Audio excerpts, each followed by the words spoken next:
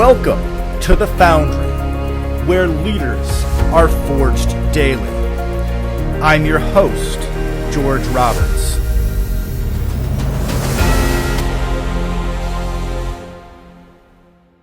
Welcome back, entrepreneurs. Today we have Rebecca Moore and Warren Buller, founders of Starboard Equity. Welcome, Rebecca and Warren. Thank you, George. Yeah, thanks for having us. All right, well, I'm excited to have you today. You both have a very interesting career path. And as with most interviews, I'd like to just get into this by asking you about your start in real estate. Tell us about the single family homes and how that led to bigger things later.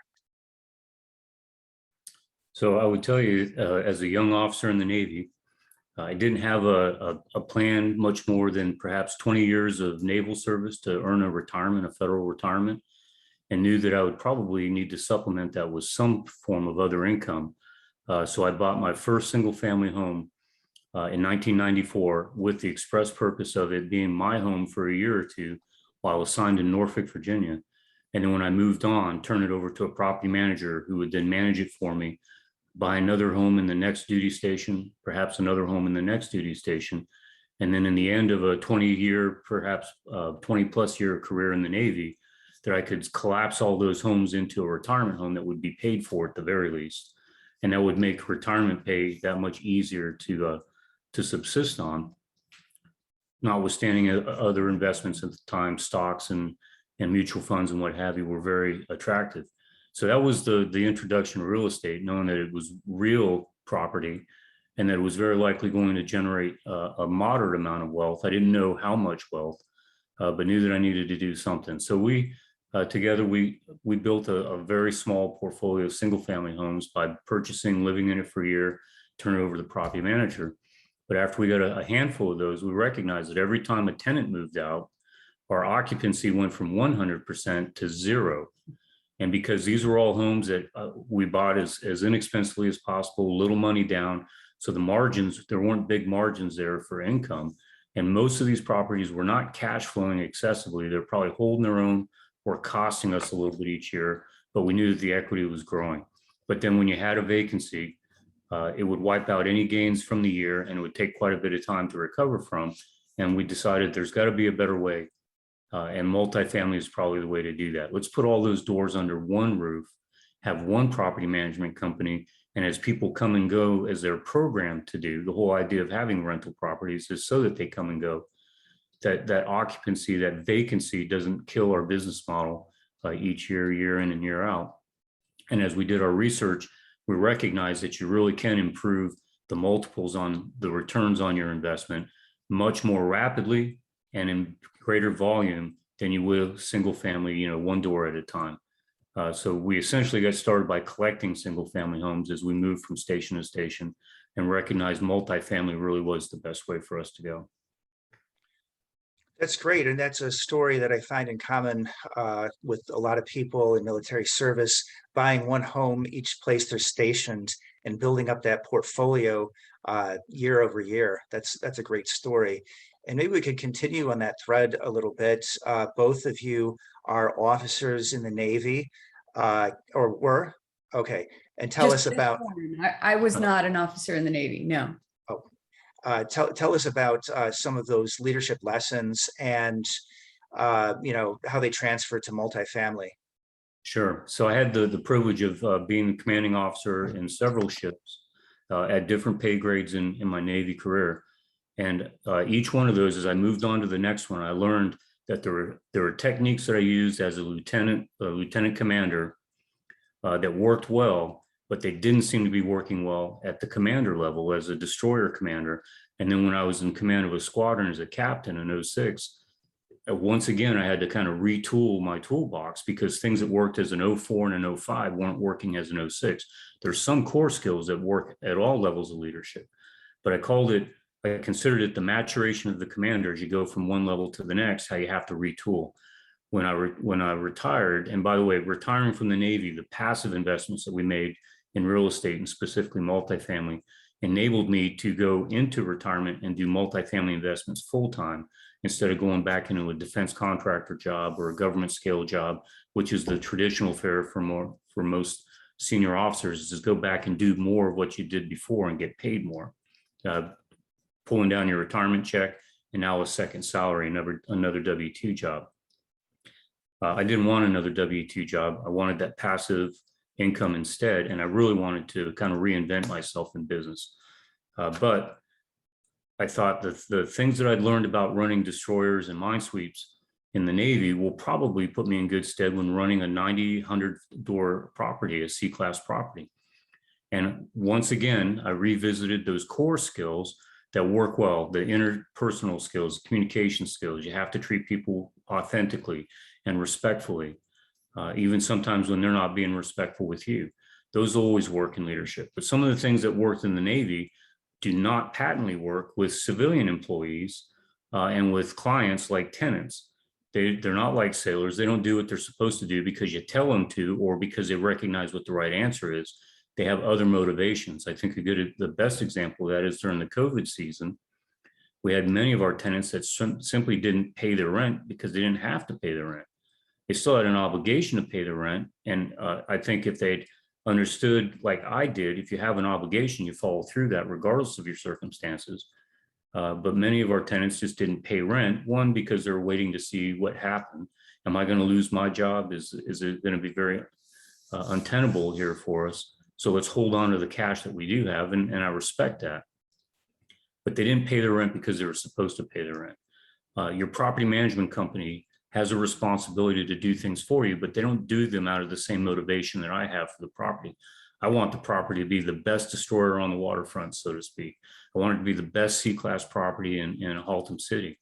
And I'm willing to make the effort to do that, but then I'm a little dismayed when the leasing manager this or the maintenance manager that, and they don't seem to have the same dedication to the property. And I have to remind myself, this isn't like a ship in the Navy where people do the right thing because they're trained and they're motivated, very similar to myself. They do it because they're getting paid to do it. And when you're working with paid employees versus people who are volunteering to defend their country, it's not the same skill set. You can't use the same communication tactics, but you do still need to respect and you do still need to be authentic with them. So it's been very interesting to see now the maturation of the Navy commander into the multifamily asset manager. Many of those skills did translate, but there's so many of them that strictly did not because it's just a different scheme. Fascinating. And then, as you morph through your career in single family, continue to pick up those houses. And at some point you realized multifamily was the place to be. So I believe at this point you both moved into passive investing first in multifamily. Yes, that's correct. When we moved from Virginia back to San Diego, we knew that retirement was inevitable, and that we wanted to put all of our homes under one roof. So we sought out a mentor to figure out how to do that. And lo and behold, we didn't even know about the syndication realm. We just thought we'd get an 8-plex or something and run it ourselves. So when we found out about syndication, that really took us on a new trajectory, which was really great. However, Warren did have to take over the squadron there in San Diego. So he says, Rebecca, you go figure this out. And so I'm like, well, wait a minute, I have a 40-hour-a-week job as well.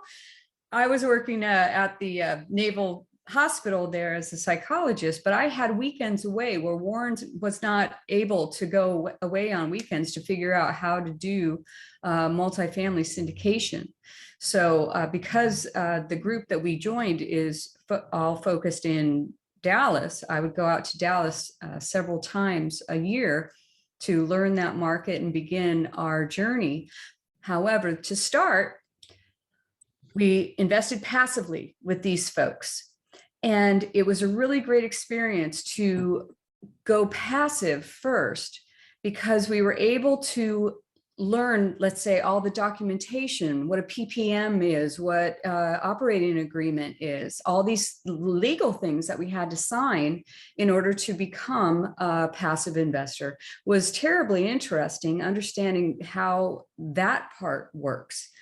Then once they took over the property, we learned how a deal sponsor works, in how that person communicates with the passives on the day-to-day operations of each building, being able to see the financials. I mean, we had never seen a T12, a profit and loss, before. Never saw a rent roll before. If anything, we were the people paying rent, at one time in our lives. So it was great to understand the mechanics of passive investments before we went into syndication ourselves. That's great. That's a great progression too. I personally started a joint venture before I became a passive investor, and certainly would have been valuable to have a nicer on-ramp of being a passive investor first. So then I see you also have an exciting career, a doctorate in clinical psychology, Rebecca. And so is that a PhD? It is. Yes. PhD, okay, exciting. Okay, yeah, not a whole lot of PhDs in this business. So it's cool, I think, when we find one another. Yeah, my background is in bioscience. So then what about that? Were you able to apply a lot of those lessons in your professional career to multifamily? Yeah, you would think that it does not necessarily go hand in hand, let's say the social sciences with all the numbers and everything. However, I found wonderful ways to implement it, of course, in the relationships that you have to build with people, understanding, and being a good listener to folks, getting to know them well, having to establish a rapport, which I think is relatively easy for me in most cases. And as well as, thinking about the tenants' lives, what would help for an improvement for them, as well as even with my managers, being able to understand their problems, what their needs are, to focus in on how I can help them maximize their career in my, let's say, the buildings that we syndicate. So it has been very helpful. Awesome. So let's move the timeline forward. So I think it was around 2011, 2012, you started out in single family. So then you become passive investors, and then you actually become multifamily owners at some point. And then around 2017, I think that's when, Rebecca, you took the first step. You were the thin edge of the wedge for syndication in the family. Yes. So I had been looking and looking. I had been learning how to underwrite. I had been learning the Texas market. I had an engineer take me under his wing, and teach me a lot of the numbers. But obviously with PhD, you know that we can learn, right? Right. That's the great part. We can get into something and we can really dig deep. So that's what I was able to do. But it took time for me to find my first deal. One of the reasons is because we were very conservative. This person said to me, Rebecca, you want to have your first deal be a rockin' deal because it's your reputation. Not only that, is that, you want to keep your investors' money safe. So we were very, very particular. So yes, in 2017, we got our first syndication, the Bristols in Hurst, Texas, which is a great area. And in fact, it's on sale now. We've already picked a buyer, so it's going full cycle. We're really excited about it. But that was our first one. So it was the most exciting for sure. That is very exciting too. And so out in 4 years, I know people say 3 to 5, with the rising market, it doesn't, it sometimes makes it actually, I should say, easier. I've been speaking to some people who have gone full cycle in 2 years. And actually, if for those of you faithful listeners, look back a couple of episodes to Sandia Seshadri to hear that story. And I actually got a real bolt from the blue today. One of the things that I had invested in, which I swear closed on April 9th of this year. So we're talking 5 months. And I saw it was on the market. And I thought, is something going wrong in the syndication and they're not communicating? What in the world is this? Did the broker send out the wrong email?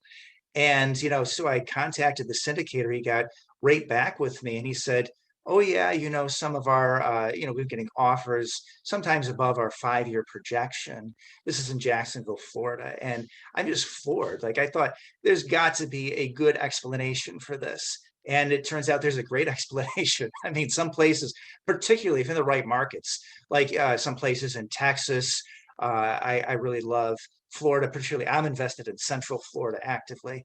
I mean, rents are just going up like nuts. It's great to see people going full cycle, especially earlier than expected. So congratulations on that. That is big. Yeah, it is really great. In fact, we had refinanced, cash out refinanced that building, gave back our investors over 70% of their initial investment. And we thought we might continue to hold. And of course, COVID happened, and luckily we were still able to give out distributions as needed. And then this year, with the explosion of sales and the decrease of the cap rate, we together as a group decided, let's go ahead and sell. So it's been a really great property. That's awesome. So let's back up a little bit to that COVID timeframe. I know a lot of landlords have had some really bad times with that. As Warren mentioned, sometimes tenants don't pay, just because they don't have to pay, right? They aren't always doing the right thing. And so then were you able to avail yourself of any government help? I know there's a lot of programs. Yeah. So were you able to get all your rents, or did people catch up, or would you lose a little?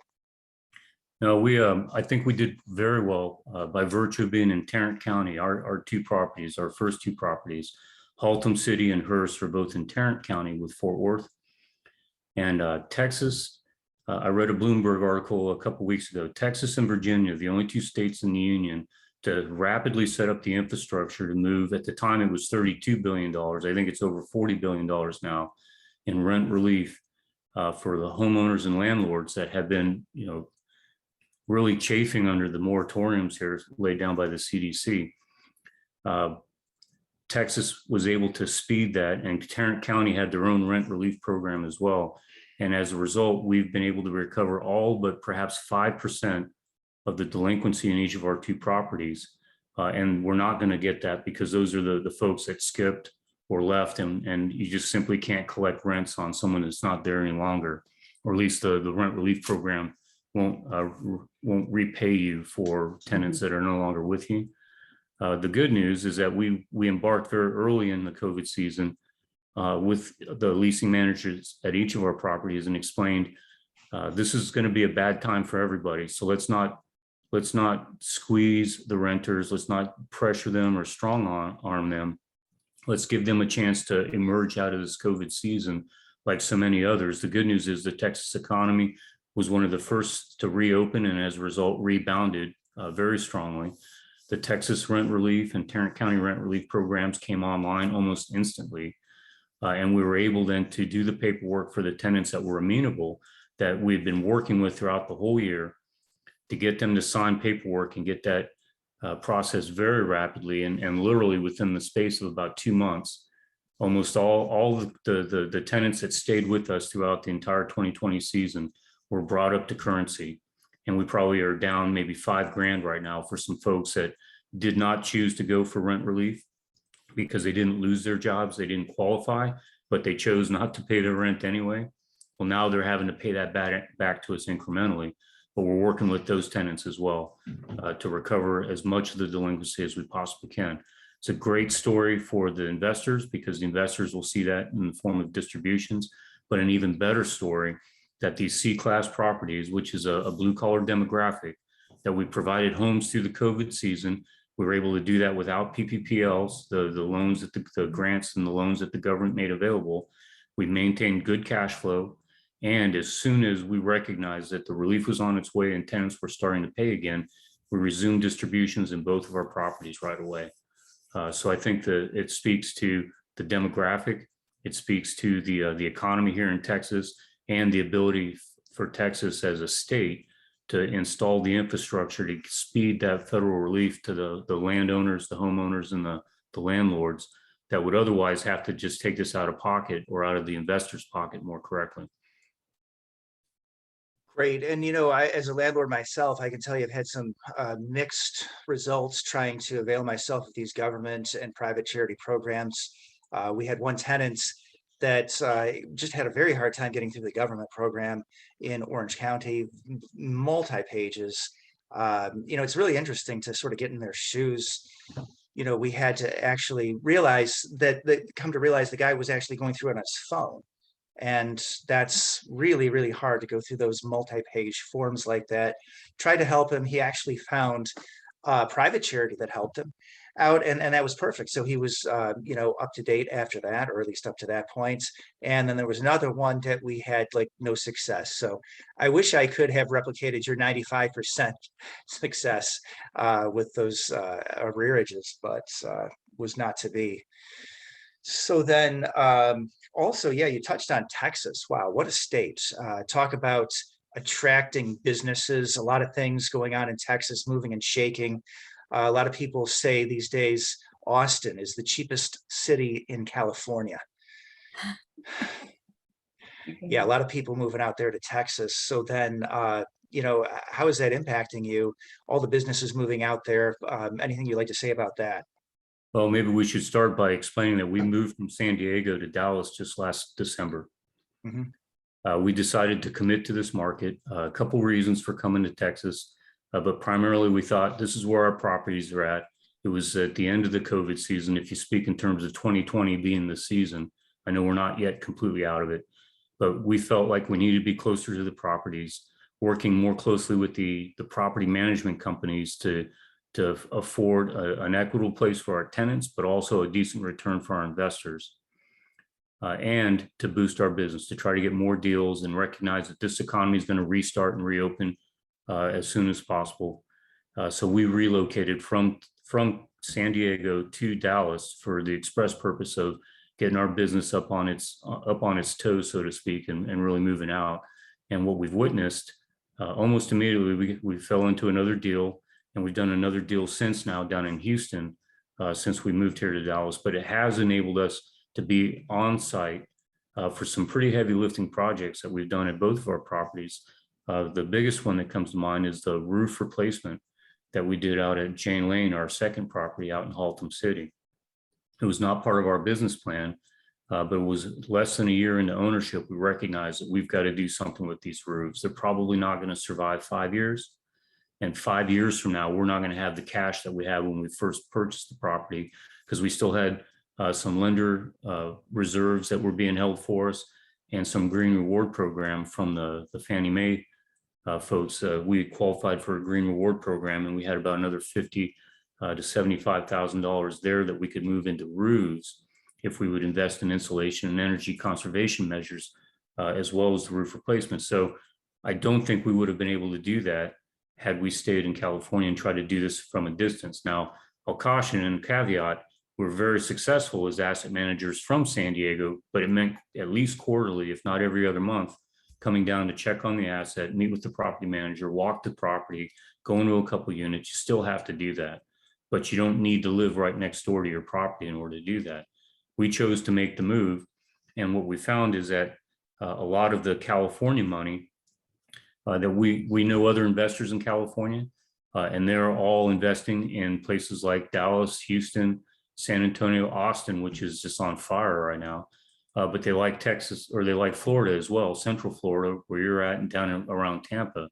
Very popular with the California investors that we know, and the deal sponsors that we've met that remain in California, but know that they have I think your most successful teams have what we call boots on the ground. So if you're in California and investing in Texas, like Rebecca on her first deal, she was in San Diego, but her Lockheed Martin Dallas-based engineer was the boots on the ground, and she would come out and walk properties with him before they made their first acquisition. So boots on the ground, I think, is terribly important.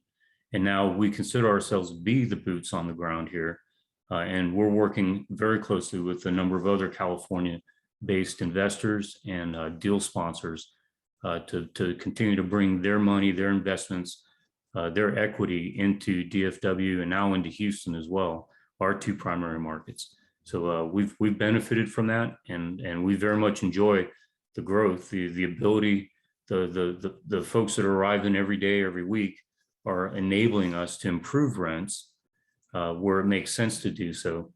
And in some cases, you can improve rents. We've witnessed a lot of deals here now that folks are bumping rents up and they haven't even begun to do the upgrades or the renovations or the capital expenditures just because they can. People need a place to live, and they're not ever going to be able to build. First of all, you don't build new C-class properties. So the C-class demographic will be a place to make money for a long, long time, I'm sure. And the replacement costs right now on A and B class are extremely high. So even those, the institutional and the B class properties are doing very well because of this constant influx of folks that are coming from both coasts, not just California, but both coasts and up north as well, because of the remote work and because of the economy, because of the taxes, the business friendliness here, the politics perhaps. We're benefiting from all of that. Nice. So let's merge into your acquisitions criteria. What do you look for? Many things. First of all, we like to get a good mix of the apartment sizes. We're not big fans of just having ones and studios. So we like to have a 1, 2, and 3 bedrooms. It's nice to have a larger square footage. We look primarily at C classes. However, we are moving towards the B classes with the cap rate compression, and that we can get, the same bang for our buck with a younger building. We like to have it in a place where it has a very good school system. It's nice to have a school or church or, good wholesome things nearby. Let's say not too many bars right next door, something along those lines. So we'd like it to be in a B class area. And again, we are looking in primarily DFW and Houston. Great. And then, so these are C-class properties that might need a little love. Are you interested in doing heavy repositions, or are these more operations plays? Yes, they are value add, but they're not a huge lift. So again, I don't have a background in construction, things like that. I'm learning every time that we have a new building, but I don't want to go in and have a lot of construction or reposition a property, because I like to have my properties cash flow right away. And for a repositioning, sometimes you really have to clean out the tenant base, and that might mean that there is a slower progression to the cash flow. I don't necessarily look at those properties. However, it's not off my radar, but it would be great if it's just needing lifts on the inside, like increasing the beauty of the interior, and maybe the typical exterior, such as paint, the new roof, again, we've been able to conquer, and maybe new hardy plank, things like that, but not when I have to go in and, let's say, recreate burned units or downed units or flooded units, etc. That I might stay away from that at this point in time. Yeah. Well, that's great. I can tell you from firsthand experience that repositioning experience can be very difficult.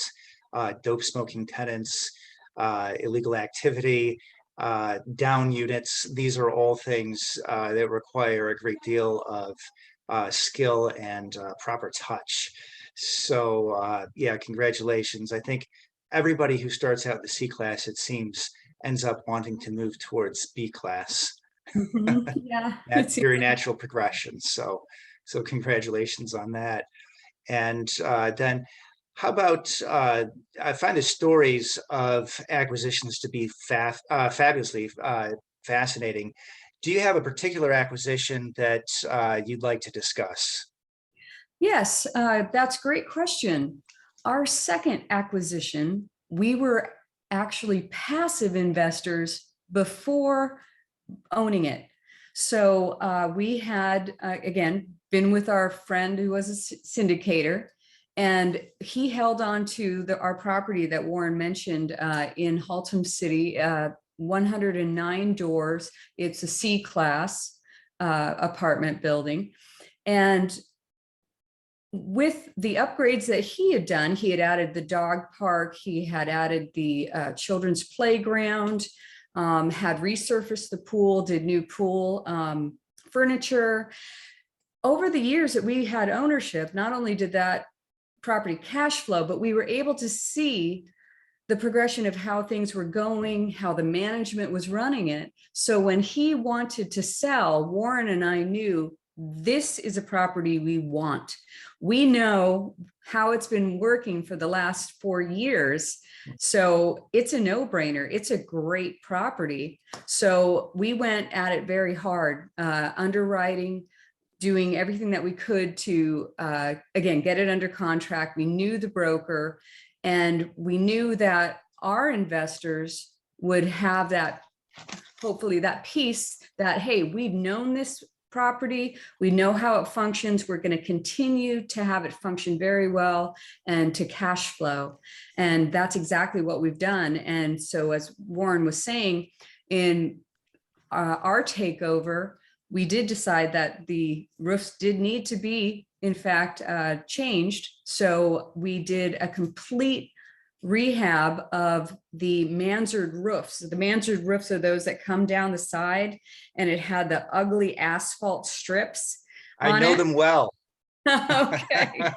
Yes. So Warren, he was able to make magic and got the roofs done, as well as redo those asphalt strips and put hardy plank. And then we hired a designer to help us with the coloring. So she gave us ideas of coloring the hardy plank and then redoing the doors, a flashy red color. And then on the staircases, we did a color called shiitake, like the mushroom. It was very earth toned. And so that made the stairways sort of blend in, and they no longer look like the big spider legs that, you know, the black like fire escapes. Yeah, can make it The look black bad. wrought iron look. Yeah, so it looks much better. And so that's unique. A lot of times, you know, people don't know the property as well when they're, you know, getting that kind of acquisition. So it's very different, you know, being a passive and then becoming the sponsor of that property. So that's awesome. So you took over after some serious renovations or some significant renovations, and then also the dog park. And so one of the things you did that you mentioned is that you improved some of the color scheme. So maybe added a little taste or touch up there. What other sorts of value add were you able to do with this property? So I mentioned that the Green Reward Program enables to reprogram some money to do the roof repair.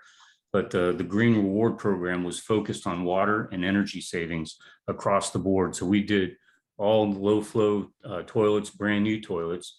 If you've walked a C-class property doing due diligence, those toilets can get pretty rough. So nothing says loving like new porcelain in the bathroom. So we, as soon as we took over, we put in the new toilets.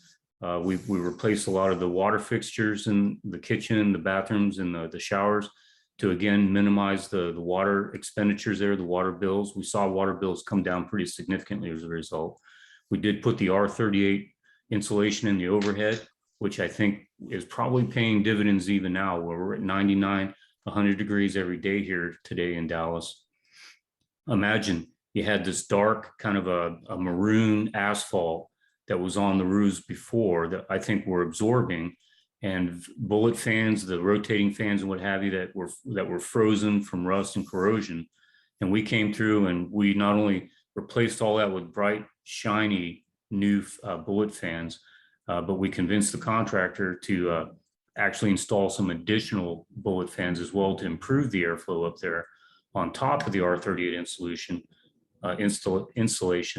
But even better, the TPO that we went with instead of asphalt on the roof is now white. It's a bright white, which reflects heat. So the interior spaces, I think, are much cooler and much more energy efficient here this season than over the previous seasons, because they have white TPO and the mansards now with hardy plank instead of asphalt enables us to colorize, as Rebecca had mentioned. And just the colorization, being able to change the color out completely makes the property, is very much a 60s build. Mansards were huge, shake shingle and asphalt, and it was the rage back in the 60s. Not so cool today. But with hardy plank on it now, you can put bright colors on there or a little more demure and make the doors pop even better. And that's what we did.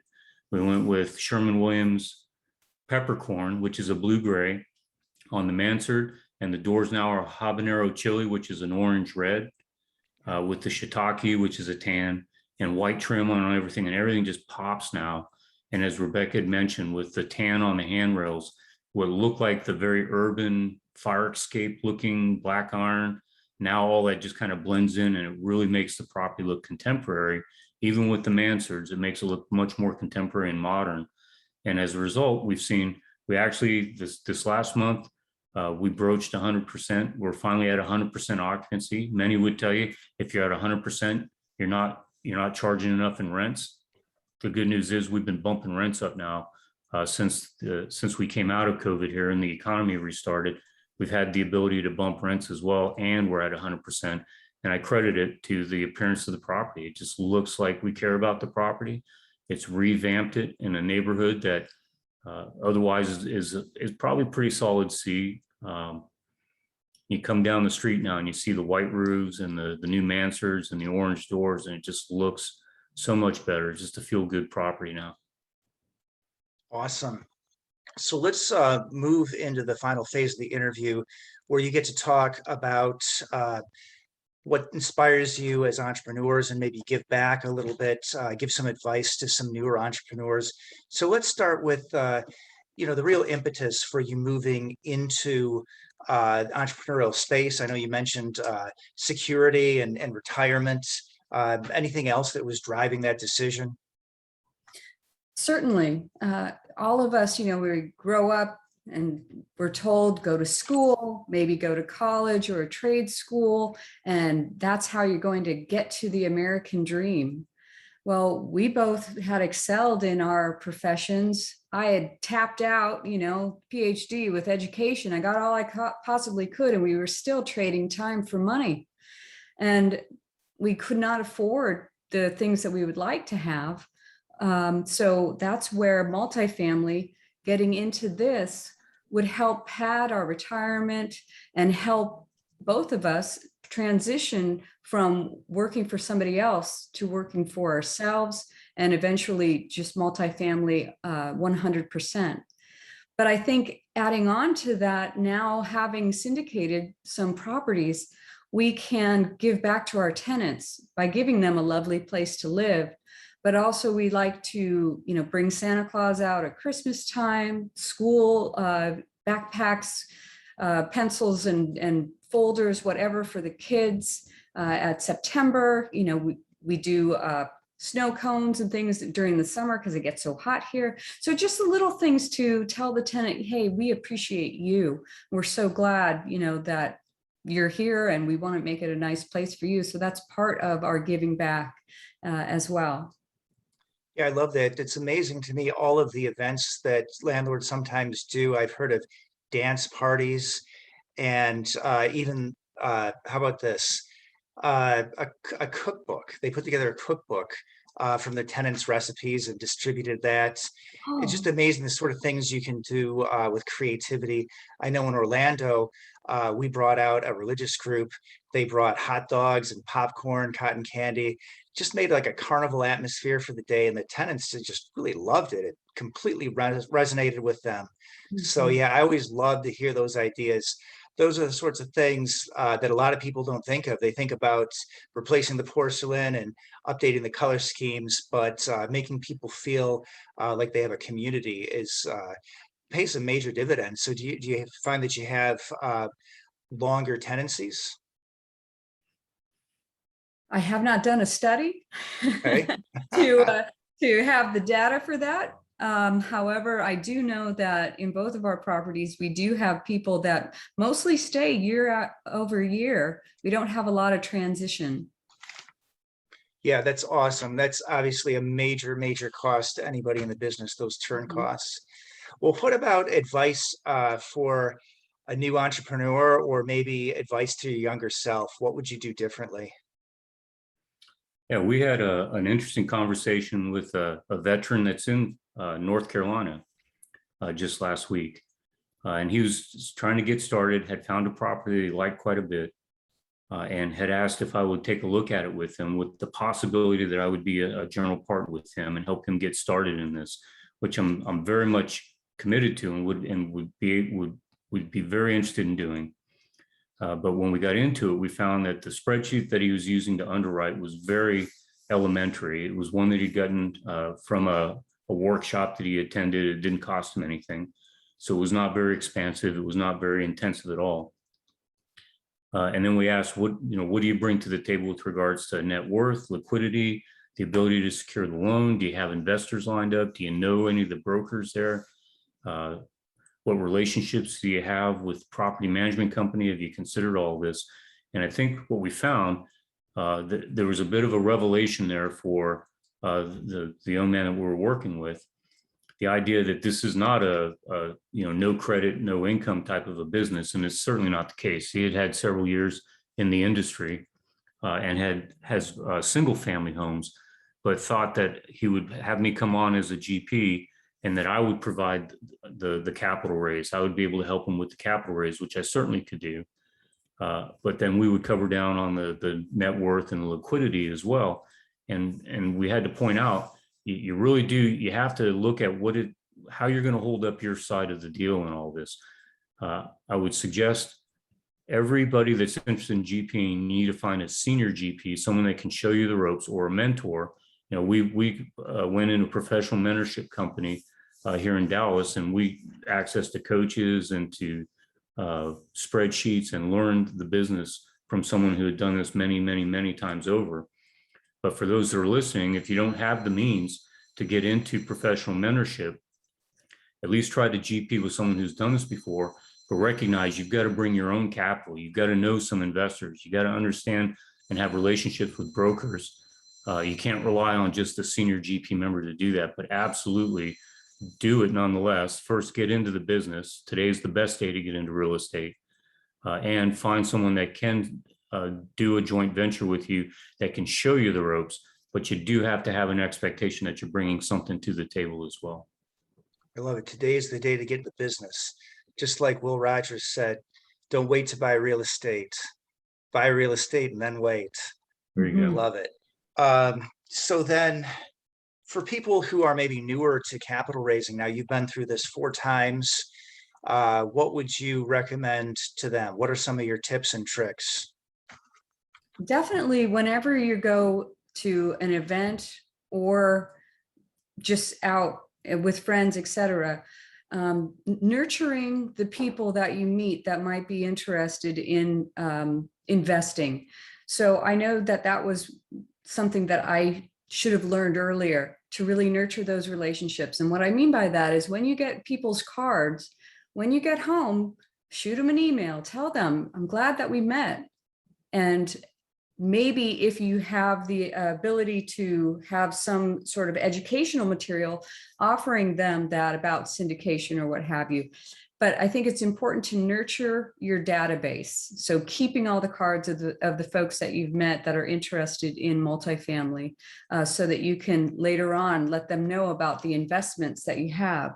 So that also brings us to social media, and letting them know through your social media, perhaps, what you're doing in your real estate space, whether you're going on a tour, whether you're doing some construction type work on your properties, whether you met with a broker, anything, so they can know that you have authority within the space, that you are educating not only yourself, but you're educating them as well. And so when you do get a deal, they might be more willing to go with you.